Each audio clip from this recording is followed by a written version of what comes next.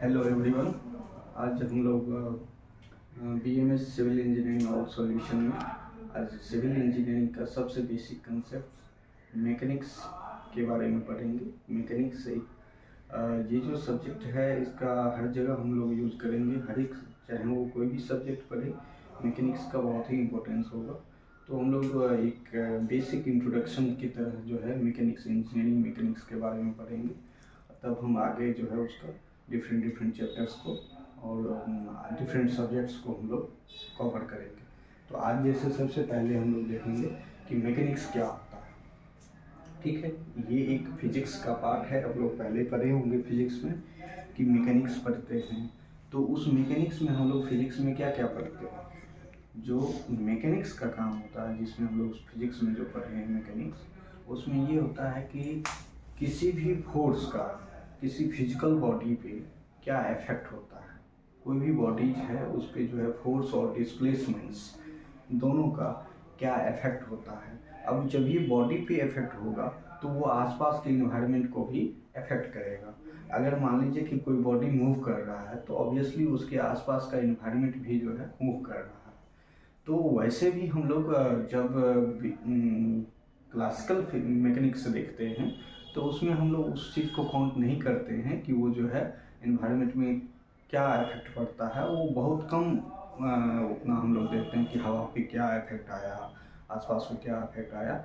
लेकिन हाँ, जब थोड़ा जो ही उसका साइज घटते जाता है, धीरे धीरे छोटे हो जाता है पार्टिकल का साइज, तो उसका जो है इफेक्ट हम लोग ज़्यादा देखते हैं। और जो कि हम लोग क्वांटम मैकेनिक्स में उसको जो है ज़्यादा वो दिखने में आता है कि उसका इन्वायरमेंट में क्या इफेक्ट आया, वो सब चीज़ें। ठीक है, बाकी तो अब जैसे मैकेनिक्स का दो पार्ट हो गया, जो एक है क्लासिकल मैकेनिक्स और दूसरा है क्वांटम मैकेनिक्स। तो जो क्लासिकल मैकेनिक्स है ये बेसिकली जो है हम लोग जो वैसे बॉडी पे जो करते हैं जिसका साइज जो है बड़ा होता है, और उसका जो है हम लोग और क्वांटम मैकेनिक्स में क्या करते हैं, वैसे पार्टिकल्स जिसका साइज बहुत ही छोटा होता है उस लेवल में ये एप्लीकेबल होता है, और ये उस केस में ये एप्लीकेबल नहीं होता है। जैसे कि एटॉमिक पार्टिकल्स सब के लिए देखेंगे तो हम लोग क्वांटम मैकेनिक्स के बारे में पढ़ेंगे। उसी में जो है जैसे इलेक्ट्रॉन प्रोटॉन इस सब का जो पढ़ते हैं तो उसमें हाइजेनबर्ग्स अनसर्टेनिटी प्रिंसिपल आता है, जिसके अंतर्गत हम लोग उसमें देखते हैं कि पार्टिकल का मास और वेलोसिटी उसका जो है अलग अलग कितना अनसर्टेनिटी रहता है। वो सब चीज़ के बारे में हम लोग क्वांटम मैकेनिक्स में पढ़ते हैं। तो वो एक थ्योरी है तो जो हम लोग अभी नहीं पढ़ेंगे, उसमें फिजिक्स में अलग से वो पढ़ा जाता है अभी। लेकिन इंजीनियरिंग मैकेनिक्स में हम लोग पढ़ेंगे यही क्लासिकल मैकेनिक्स का ही हम लोग बेसिक इसका पढ़ेंगे। अब इंजीनियरिंग मैकेनिक्स में क्या क्या आता है, तो इंजीनियरिंग मैकेनिक्स जो होता है, जैसे कि 3 टाइप के बॉडी होते हैं, उस बॉडी के हिसाब से हम लोग इसको पढ़ते हैं।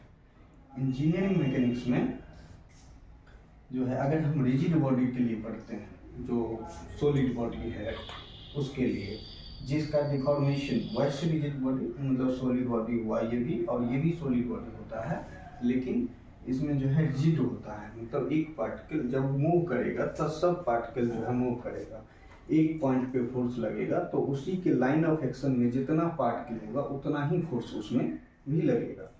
ठीक है, इस डिफॉर्मेबल बॉडी में अलग हो सकता है। ठीक है, वो चीज़ आगे देखेंगे।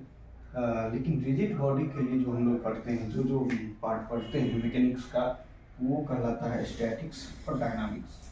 अब स्टैटिक्स जैसे ये है कि ऑब्वियसली ये स्थिर वस्तु पे काम करेगा, जो स्थिर है जिसके तो उस केस में हम लोग जो है इसका पढ़ते हैं स्टैटिक्स के बारे में। फिर अब ये जो होता है डायनामिक्स, डायनामिक्स मतलब मोशन डायरेक्टली है ही। तो इस मोशन डायनामिक्स में जो है हम लोग पढ़ते हैं कि काइनेमेटिक्स पढ़ते हैं और ये पढ़ते हैं काइनेटिक्स पढ़ते हैं। इसमें फोर्स तो रहता ही है, एक्सटर्नल फोर्स रहता है। अब इसमें जो है काइनेमेटिक्स में क्या करते हैं कि हम लोग पढ़ते हैं जैसे कि जिसमें फोर्स वो किस कारण से हो रहा है, वो चेंजेज वेलोसिटी हो रहा है, एक्सेलरेशन हो रहा है, तो किस कारण से है, किस फोर्स के कारण से है, वो हम लोग उतना नहीं उसमें देखते हैं, सिर्फ उसका बॉडी का वेलोसिटी, एक्सलेरेशन, डिस्प्लेसमेंट, इस सब के बारे में पढ़ते हैं। वो पढ़ते हैं काइनेमेटिक्स में। फिर उसके बाद काइनेटिक्स में पढ़ते हैं हम लोग कि किस फोर्स के कारण हो रहा है, कॉज क्या है, कॉज ऑफ मोशन क्या है, वो चीज़ हम लोग काइनेटिक्स में पढ़ते हैं। और ये हो गया रिजिड बॉडी के लिए। इस तरह से हम लोग जो है, वैसे भी ये 11th-12th में हम लोग 11th में जो है खासकर स्टैटिक्स, डायनामिक्स, काइनेटिक्स, काइनेमेटिक्स, इस सब के बारे में हम लोग पढ़े होते हैं। तब जो है आगे जो उसका हम लोग देखेंगे, इसका भी कुछ कंसेप्ट हम लोग देखेंगे जो बेसिक चीज़ें हैं उसका जो है, लेकिन एक इंट्रोडक्शन थी की तरफ कंसेप्ट को देखते जाएंगे। उसके बाद जो है डिटेल्ड स्टडी जैसे इसमें करेंगे सोम में, तो सोम में जो है हम लोग देखेंगे डिफॉर्मेबल बॉडी के लिए। डिफॉर्मेबल बॉडी मतलब ऐसा बॉडी जो डिफॉर्म करता हो, मतलब उसमें जो है रिजिड हर एक जैसे एक पार्टिकल है, जैसे गुब्बारा है, वो सब भी डिफॉर्म करता है। गुब्बारा को दबाएंगे कहीं से तो वो जो है एक साइड से वो जो है दब जाएगा। फिर हो सकता है उस केस में जो है वो अपना छोड़ने के बाद, फोर्स हटाने के बाद वो अपना ओरिजिनल से गेन कर लेता होगा, तो उसको अगर परफेक्टली गेन कर लेता है उसमें हम लोग इलास्टिक कहते हैं। फिर अगर कुछ उसका जो है कुछ पार्ट उसको जो दबाए थे, मान लीजिए 5 mm दबाए, वो 5 mm बाद में जो है फोर्स हटाने के बाद उसमें जो है 5 mm से मान लीजिए 3 mm वापस हो गया, लेकिन 2 mm रह गया, तो वो एक तरह से प्लास्टिसिटी, वो परफेक्टली प्लास्टिक तो नहीं हुआ, लेकिन वो प्लास्टिसिटी उसमें एरिया आ गया। तो ये थ्योरी ऑफ प्लास्टिसिटी है। स्ट्रेंथ ऑफ मटेरियल जो सोम है उसमें हम लोग पढ़ते हैं इसके बारे में, डिफॉर्मेबल बॉडी के बारे में।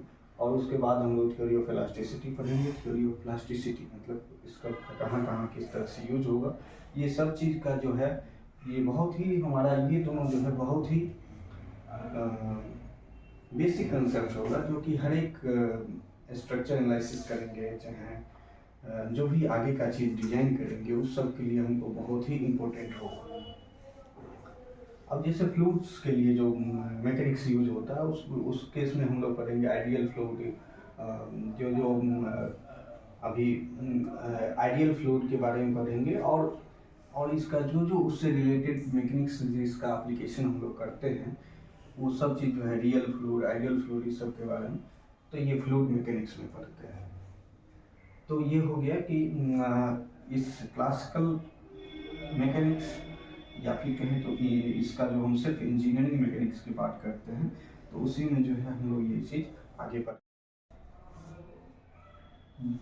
अब आगे हम लोग पढ़ेंगे इंजीनियरिंग मैकेनिक्स का जो है बेसिक कंसेप्ट, कुछ डेफिनेशंस पढ़ेंगे और उसके बारे में पहले समझेंगे, तब आगे उसका जो है प्रिंसिपल सब जो है क्या क्या है उस चीज़ के बारे में हम लोग पढ़ेंगे, जिसका उपयोग होगा आगे फर्दर सब्जेक्ट्स पढ़ने में।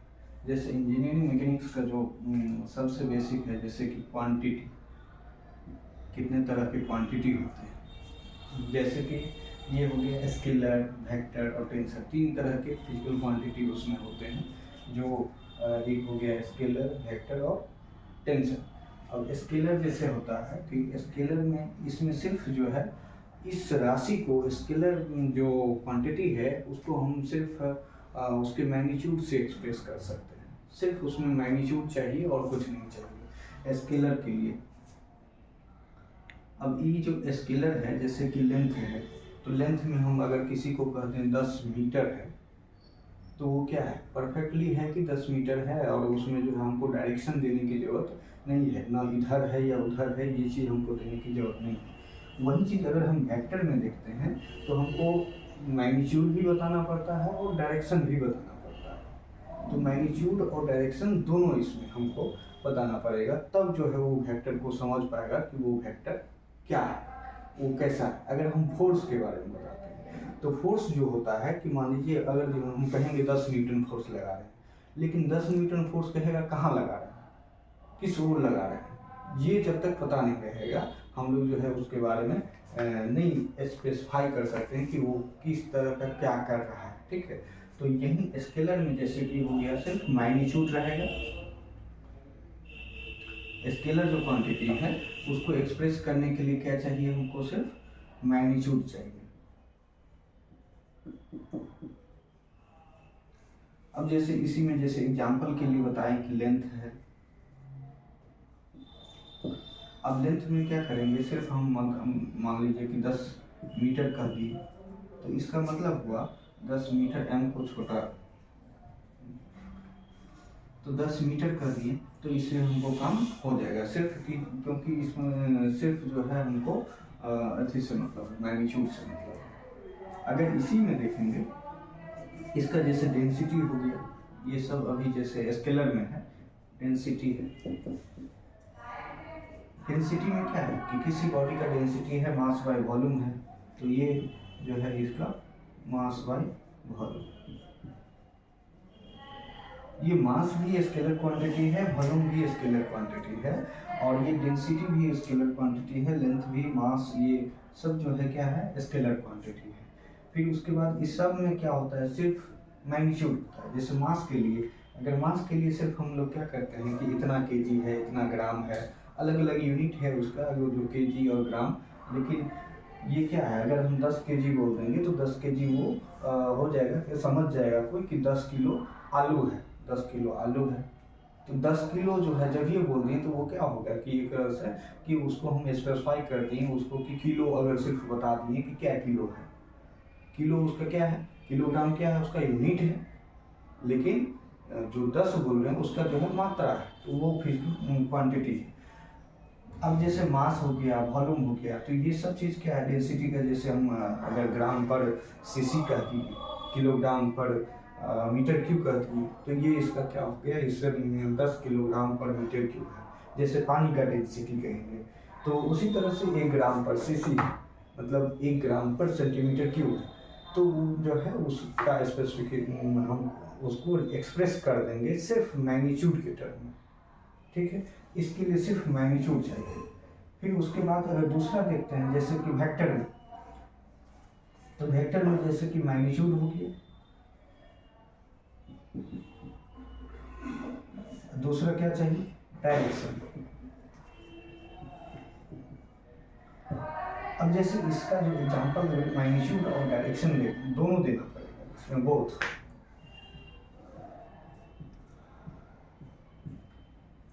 ये जो है दोनों, और इसमें ये भी जो है ज्योमेट्रिकल जो इसको अलजेब्रिक इक्वेशन को फॉलो करता है, अलजेब्रिक सम को फॉलो करेगा कि मतलब 4 में से 5 घटाएंगे तो कितना होगा, -1 होगा।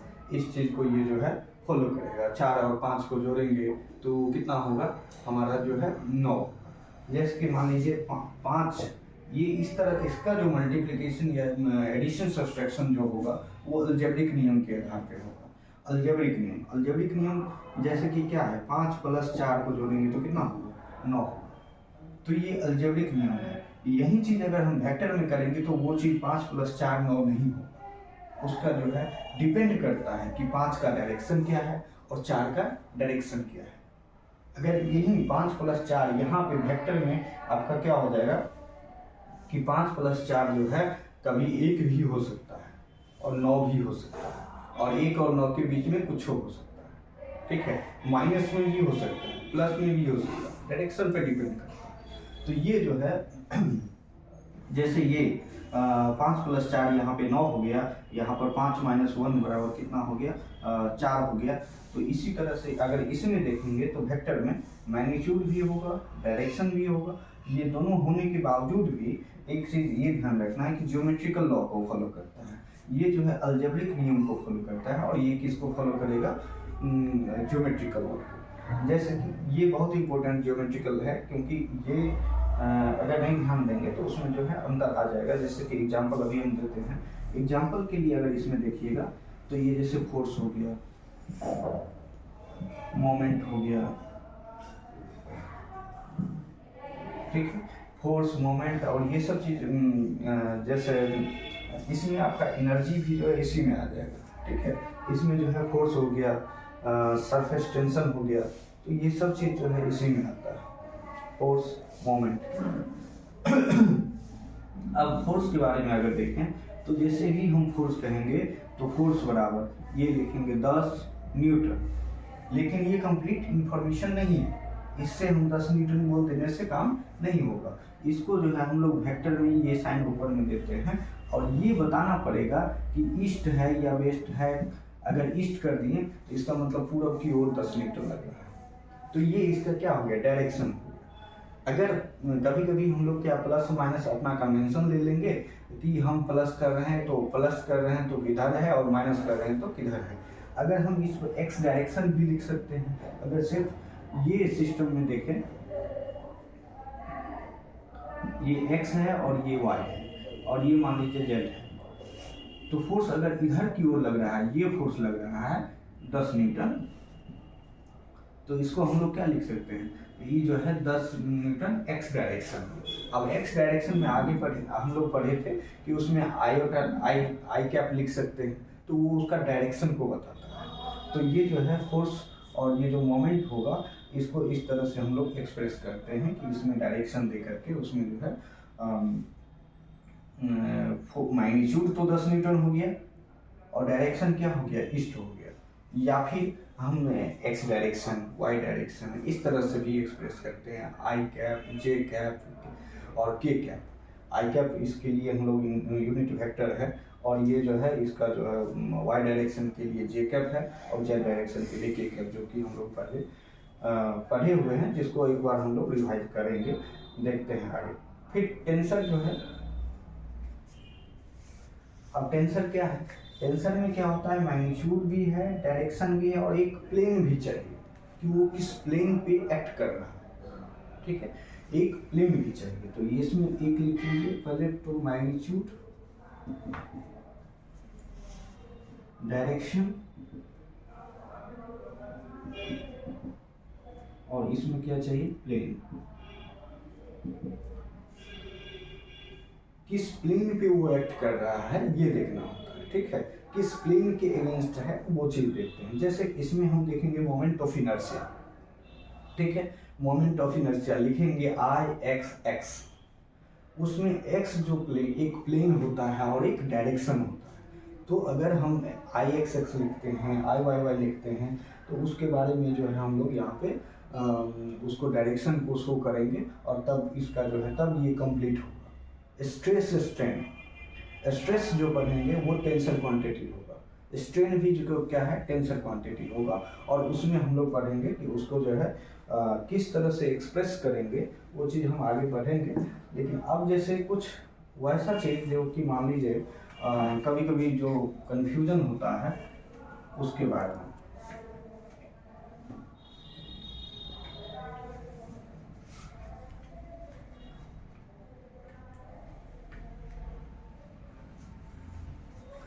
अब जैसे पूछा जाता है कि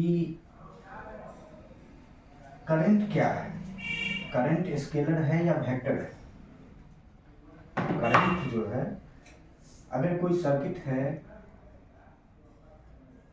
और यहाँ पे वोल्टेज सोर्स लगा हुआ है, तो इस तरह से करंट क्या करता है, फ्लो करता है। मान लीजिए पॉजिटिव एंड से निकलता है, इलेक्ट्रिकल में जो हम लोग देखे होंगे, तो इसमें पॉजिटिव एंड से मान लीजिए वोल्टेज इसका जो भी हो 10 वोल्ट या 10 वोल्ट मान लेते हैं, तो ये पॉजिटिव एंड से जो है करंट क्या होता है, निकलता है ऐसे जा करके और इलेक्ट्रॉन उल्टा में फ्लो होता है। अब इसमें कोई भी कहेगा कि आई का वैल्यू क्या है, 10 वोल्ट है, मान लीजिए 5 ओम यहाँ रेजिस्टेंस है, 5 ओम रेजिस्टेंस है, तो इसमें करंट का वैल्यू आता है 2 एम्पियर, आई का वैल्यू आता है। अब बेसिकली हम ये इलेक्ट्रिकल में नहीं जा रहे हैं, बल्कि हमको ये बताना है कि अब इसका डायरेक्शन क्या होगा। ये तो डायरेक्शन ऐसे जाता है, तो क्या करंट में भी तो डायरेक्शन है, मैग्नीट्यूड भी है और डायरेक्शन भी है। क्या ये वेक्टर क्वांटिटी है? नहीं, ये वेक्टर क्वांटिटी नहीं है। ये क्यों नहीं है? क्योंकि इसका जब भी हम आगे अगर जोड़ेंगे, कोई ज्वाइंट पे देखेंगे, तो जोड़ में ये जो है, अगर हम इसमें जैसे मान लीजिए यहाँ एक और सर्किट लगा दिए,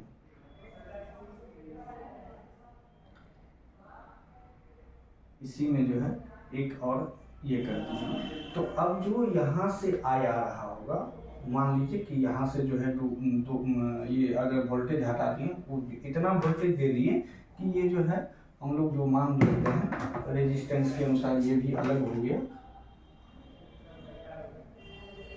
यहाँ पे मान लीजिए कि V वोल्ट है और यहाँ R1, R2 और R3। यहाँ से करंट अगर I आ रहा है, ठीक है, तो ये करंट क्या होता है, ऐसे और ऐसे में बटेगा। ये मान लीजिए I1 होगा और ये क्या होगा, I2 होगा। तो यहाँ पे ये क्या होता है कि I1 और I2 तो दोनों अलग डायरेक्शन में है, यहाँ डायरेक्शन का कोई मतलब नहीं है। ये सिर्फ क्या करते हैं, I बराबर हम I1 प्लस I2 जो अलजेब्रिक सम है उससे जोड़ लेते हैं। अगर I बराबर मान लीजिए 10 एम्पियर है और I2 बराबर, ये सर्किट तो अपने हिसाब से ना उसको मोड़ दिए हैं, इधर उधर जो है मोड़ दिए हैं, घुमा सकते हैं हम लोग सर्किट में। तो ये जो है इसका फोर्स नहीं है, मतलब इसका फोर्स नहीं, तो इसका डायरेक्शन नहीं है। डायरेक्शन वैसे इन द सेंस ये कहा जाता है कि ये किधर से किधर फ्लो कर रहा है, ठीक है। लेकिन ये जो है, अब इसको यहाँ मोड़ दिए, अगर इसको मन हुआ हम नीचे से ऊपर कर दिए तो वो डायरेक्शन उसका नहीं है, बल्कि अब मान लीजिए ये जैसे 10 एम्पियर है तो I2 का वैल्यू मान लीजिए यहाँ 7 एम्पियर है, तो ये हो जाएगा 3 एम्पियर, ठीक है। किरचॉफ्स लॉ हम लोग के उसमें पढ़ते हैं, उसके थ्रू ये सब देखते हैं। तो इस पॉइंट पे जो डिवाइड हुआ, तो इसका मतलब है कि 7 और 3 होकर के ये 10 हो रहा है। तो ये सिर्फ किसको फॉलो कर रहा है, अलजेब्रिक इक्वेशन को फॉलो कर रहा है। तो इसीलिए जो करंट जो होता है, करंट आपका क्या है, ध्यान रखना है, क्योंकि करंट जो है बहुत ही ये स्केलर क्वांटिटी है। क्या है, स्केलर क्वांटिटी। और इसमें हम लोग जो है ये इसको डायरेक्शन यहाँ पे नहीं लिखते हैं, ठीक है। भले ही वो वायर के कारण ऊपर नीचे कर सकते हैं तो उसका डायरेक्शन अलग होता है, उससे हमको कोई मतलब नहीं है। उसमें जो है हाँ, अगर इस जॉइंट पे आ रहा है, किधर से आ रहा है, किधर को जा रहा है, बस इससे मतलब रहता है, ठीक है। पूर्व पश्चिम इस हिसाब से हमको इसमें मतलब नहीं रहता है। इसीलिए जो है आपको, और ये भी जो है अलजेब्रिक सम को फॉलो करता है। ध्यान रखना है कि ये इसका जो है एडिशन सब्सट्रैक्शन अलजेब्रिक इक्वेशन के आधार पे होता है। तो इसीलिए अलजेब्रिक लॉ के अनुसार, तो इसीलिए जो है हम लोग इसको ले लेते हैं स्केलर क्वांटिटी में रहेगा। अब उसके बाद हम लोग जो है वेक्टर क्वांटिटी के बारे में बता ही दी। अब जो है टेंसर के बारे में थोड़ा सा एक हम स्ट्रेस के बारे में थोड़ा पढ़ा देते हैं, अभी बता देते हैं, तब जो है आगे हम लोग, जैसे ये हो गया कोई ब्लॉक,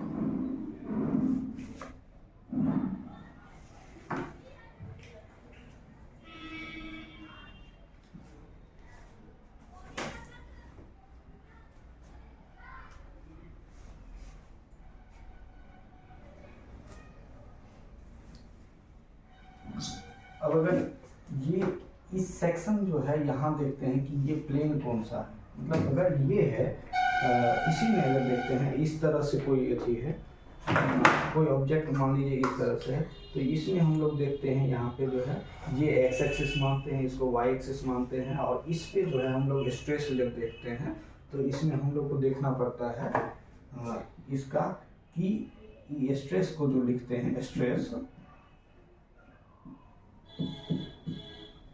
टेंसर क्वांटिटी जो है वो किस तरह से रहता है, रिप्रेजेंट करते हैं।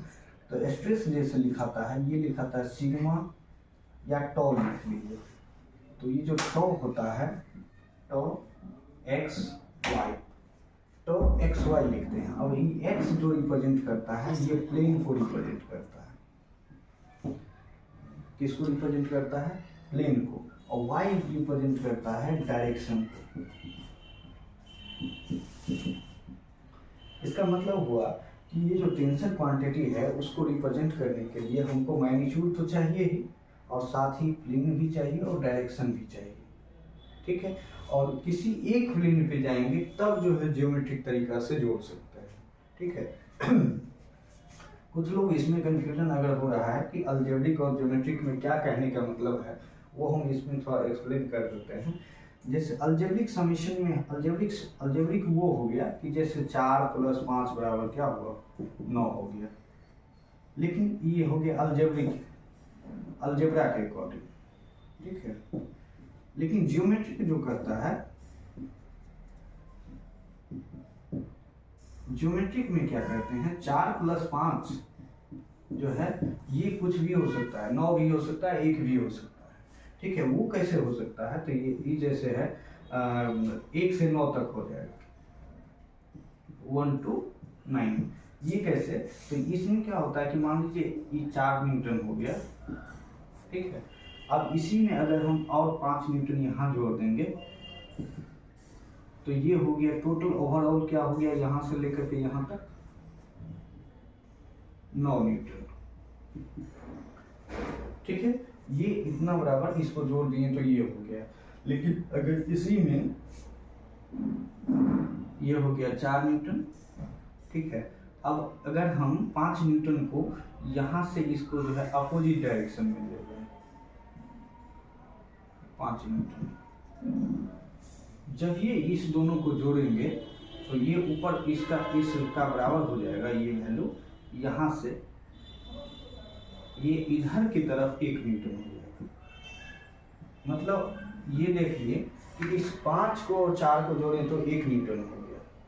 इसीलिए इसको बोलते हैं, ये जो है ज्योमेट्रिक तरीका है कि प्लस और इसमें अपोजिट डायरेक्शन अपोजिट होने के कारण से हो गया। और इसी में अगर हम कुछ ये जो है 5 न्यूटन है और ये क्या है 4 न्यूटन है, ठीक है। इसको जोड़ने के लिए इसका जो रिजल्टेंट होगा कुछ इस तरह से ये रिजल्टेंट होगा, ये 5 और 4 के बीच में होगा। ये डिपेंड करेगा कि इसके बीच का एंगल क्या है, ठीक है। तो इसीलिए जो है ये सब ज्योमेट्रिक समेशन का ये तरीका है, ये अलजेब्रिक समेशन का तरीका है। और ये टेंसर क्वांटिटी के बारे में बता दें। अब x कहिएगा कि x प्लेन को कैसे डिनोट कर रहा है। प्लेन को जो है हम लोग x अगर सिर्फ कर दिए x डायरेक्शन, मतलब अगर मान लीजिए ये जो प्लेन हुआ, जैसे ये हो गया मान लीजिए ये हो गया x और ये हो गया y और ये हो गया z, ठीक है, x y और z।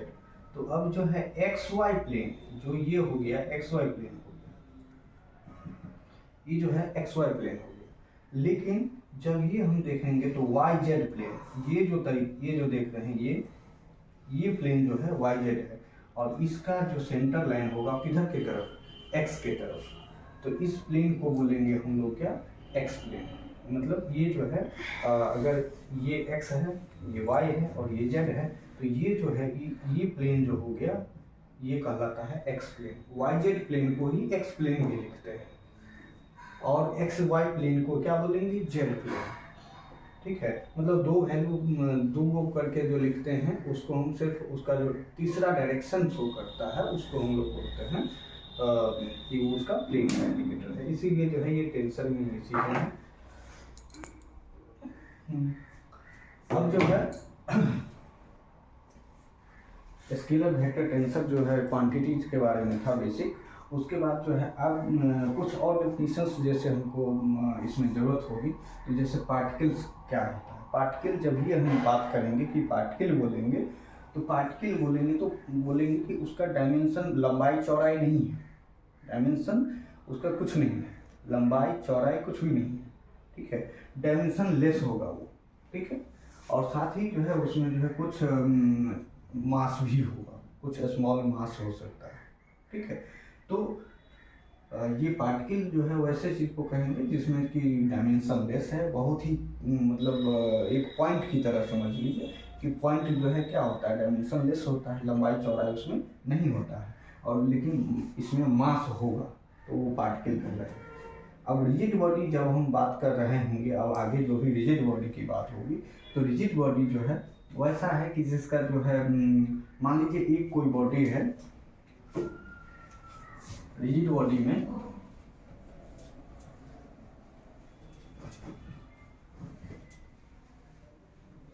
रिजिड बॉडी और डिफॉर्मेबल बॉडी दो तरह का जो है उसमें थोड़ा सा डेफिनेशन। रिजिड बॉडी जो है जैसे मान लीजिए ये रिजिड बॉडी है, ये अगर रिजिड बॉडी है तो इस पे जो फोर्स लगेगा तो ये मान लीजिए लोग यहाँ चेंज कर गया, ठीक है, यहाँ से यहाँ चल गया। मान लीजिए यहाँ ए पॉइंट था, और यहाँ क्या था, ये पॉइंट क्या था, बी। तो अगर ये ऐसे करके सीधे यहाँ से फोर्स, किसी फोर्स के कारण ऐसे मूव कर गया, तो इसका जो है ए पॉइंट जो है उसी ए पॉइंट पे रहेगा, ए यही रहेगा, ठीक है। अब जो है ए, अब जैसे यहाँ अगर मान लीजिए कि सी पॉइंट है, तो यहाँ जो है सी पॉइंट हो जाएगा, ठीक है।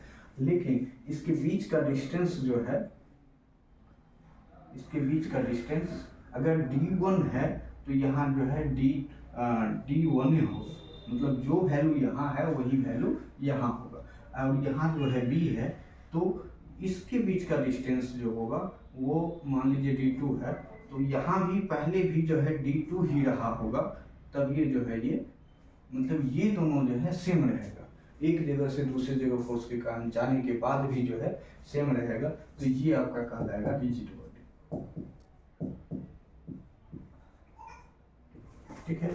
रिजिड बॉडी जो होता है, particles do not change their relative positions, it does not deform, तो वो डिफॉर्म नहीं करेगा, ठीक है। और डिफॉर्मेबल बॉडी क्या होता है, डिफॉर्मेबल बॉडी जो होता है,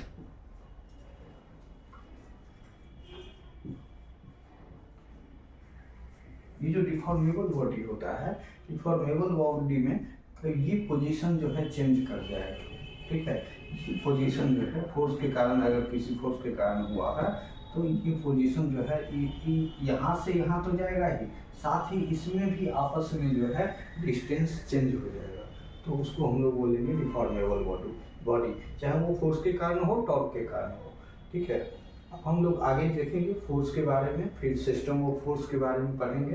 तो आज जो है अभी सिर्फ फोर्स, इसका डेफिनेशन अभी बता रहे हैं, आगे जो है सिस्टम ऑफ फोर्स के बारे में जब पढ़ेंगे नेक्स्ट लेक्चर में पढ़ेंगे। जैसे फोर्स है, फोर्स क्या करता है, कोई भी काम, वैसा एजेंट है फोर्स जिसके कारण कुछ काम होता है। काम मतलब कि वो कोई चीज़ को डिस्प्लेस करेगा, कोई चीज़ में मोशन क्रिएट करेगा, तो ये सब चीज़ें जो है वो कौन करता है, फोर्स करता है। तो फोर्स वो कॉज है जिसके कारण कोई कार्य होता है, ठीक है। फिर उसके बाद जो है कार्य क्या होता है, तो वो सब हम आगे देखेंगे, फोर्स इनटू डिस्प्लेसमेंट, उसका डेफिनेशन सब आएगा, ठीक है। आगे जो है इसी फोर्स के अंदर में हम लोग सिस्टम ऑफ फोर्स के बारे में अब पढ़ेंगे। और सिस्टम ऑफ फोर्स में क्या होता है, जब जहाँ दो और दो से अधिक फोर्स रहेगा तो वो एक सिस्टम कहलाएगा। अब उसमें उसका डिफरेंट टाइप्स हैं। कोप्लेनर फोर्सेस, कोप्लेनर फोर्सेस वैसा है कि मतलब एक ही प्लेन में अगर रहेगा सभी फोर्स, तो उसको बोलेंगे कोप्लेनर फोर्स। कोलिनियर क्या है, अगर एक ही लाइन में रहेगा तो उसको हम क्या बोलेंगे, कोलिनियर, मतलब एक ही लाइन में, लीनियर रेखा में है तो उसको हम लोग एक लाइन में, तो उसको बोलेंगे कोलिनियर फोर्स है। फिर उसके बाद concurrent force, concurrent force, concurrent force मतलब एक ही पॉइंट पे, ठीक है, एक ही पॉइंट पे जो है सभी फोर्स आकर के मिल रहा होगा या निकल रहा होगा, तो उसको हम लोग क्या बोलेंगे, कंकरेंट फोर्स। फिर कोप्लेनर कंकरेंट, मतलब को मतलब सेम, ठीक है, तो कोप्लेनर मतलब एक ही प्लेन पे है, ठीक है, सब फोर्स। कोप्लेनर का मतलब, अब कंकरेंट मतलब वो एक ही पॉइंट से निकलता है या इंटर कर रहा है, तो उसको हम लोग ये आगे इसका जो है system of forces next lecture में हम लोग देखेंगे। और अभी जो है ये इंट्रोडक्शन, आगे नेक्स्ट जो हम लोग लेक्चर करेंगे तो उसमें जो है सिस्टम ऑफ फोर्सेस के बारे में पढ़ेंगे। Thank you.